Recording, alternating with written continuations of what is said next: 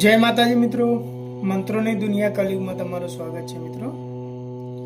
મિત્રો આજે હું તમારા માટે લાવ્યો છું જહુ માતાનો મંત્ર, એટલે કે જે આપણે જહુભાઈ ચોપડી જે જહુમા તરીકે જે દાયણોદમાં વિરાજમાન છે, કે જેને ઢોલીની દેવી તરીકે પણ ઓળખવામાં આવે છે, એવી આપણે જહુમાને મંત્ર લાવ્યા છીએ મિત્રો.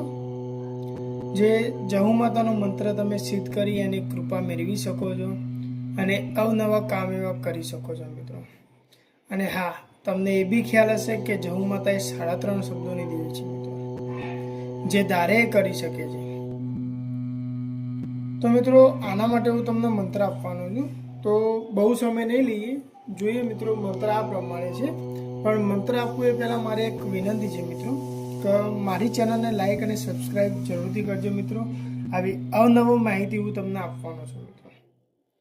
તો મિત્રો જોઈએ, મંત્ર આ પ્રમાણે છે. ઓમ નમો આદેશ ગુરુ को, जौबाई सत्य की सवाई, आगे चले हनुमान वीर, पीछे चले भैरूनाथ, अष्टभुजी अंबारानी शत्रु आवे तो त्रिशूल चलाए, रोग आए तो सुदर्शन चलाए, बाधा आए तलवार चलाए, जादू आए तो बाण चलाए, बालक पर कृपा बनाए, इतना मंत्र 84 लाख सिद्धों को गोरख ने सुनाया, मेरी भक्ति गुरु की शक्ति, पूरो मंत्र ईश्वरी वाचा. મિત્રો મંત્ર તમને હું ફરી જણાવું છું. ओम नमो आदेश गुरु को, जौबाई सत्य की सवाई, आगे चले हनुमंत वीर, पीछे चले भैरूनाथ, अष्टभुजी अंबारानी शत्रु आवे तो त्रिशूल चलाए, रोग आए तो सुदर्शन चलाए, बाधा आए तो तलवार चलाए, जादू आए तो बाण चलाए, बालक पर कृपा बनाए, इतना मंत्र 84 लाख सिद्धों को गोरख ने सुनाया, मेरी भक्ति गुरु की शक्ति, पूरो मंत्र ईश्वरी वाचा. તો મિત્રો મંત્ર આટલો જ છે. તમારે આ મંત્રને સૌથી પહેલાં યાદ કરી લેવાનો રહેશે અને એના પછી આની સાધના વિધિ ચાલુ કરવાની હશે મિત્રો. તો એ પણ હું તમને જણાવું કે આની સાધના વિધિ કઈ રીતના કરવાની છે મિત્રો. તો મિત્રો જોઈએ, આની સાધના કરવા માટે સૌથી પહેલાં તમારે મંત્રને યાદ કરી લેવાનો છે. એના પછી રવિવાર અથવા તો મંગળવાર બેમાંથી કોઈ સારો વાર તમારે નક્કી કરી લેવાનો છે. અને જો રવિવાર નક્કી કરો તો રવિવારના દિવસે તમારી આની સાધના એટલે કે અનુષ્ઠાન ચાલુ કરવાનું છે. અને જો મંગળવાર નક્કી કરો તો મંગળવારના દિવસથી તમારે આ ચાલુ કરવાનું છે. જો રવિવારે તમે ચાલુ કરો છો તો સાંજના સમયે તમે પવિત્ર થઈ એટલે કે નહીં ધોઈ સ્વચ્છ કપડાં પહેરી સૌ પ્રથમ તમારી જે કુલદેવી હોય એ કુલદેવીની તમારે પૂજા અર્ચના કરવાની છે.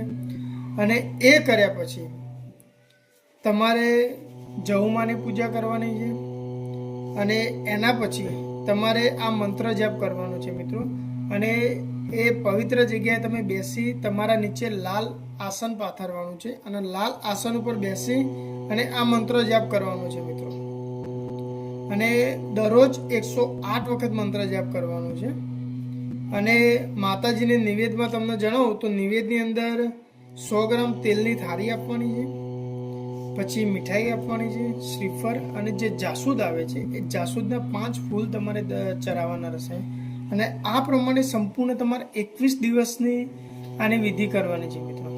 અને તમે આ પ્રમાણે જ્યારે અનુષ્ઠાન કરવામાં બેસો એટલે એક બીજું વસ્તુનું ખાસ ધ્યાન રાખવું કે દરરોજ તમારે પુણ્ય કરવાનું રહેશે. એટલે કે બહાર આપણે જેને કહીએ છીએ જે કૂતરું હોય છે એને તમારે રોજ સાંજે રોટલો આપવાનો રહેશે મિત્રો. તો આ પ્રમાણે તમે જહુમાની સાધના કરી શકો છો.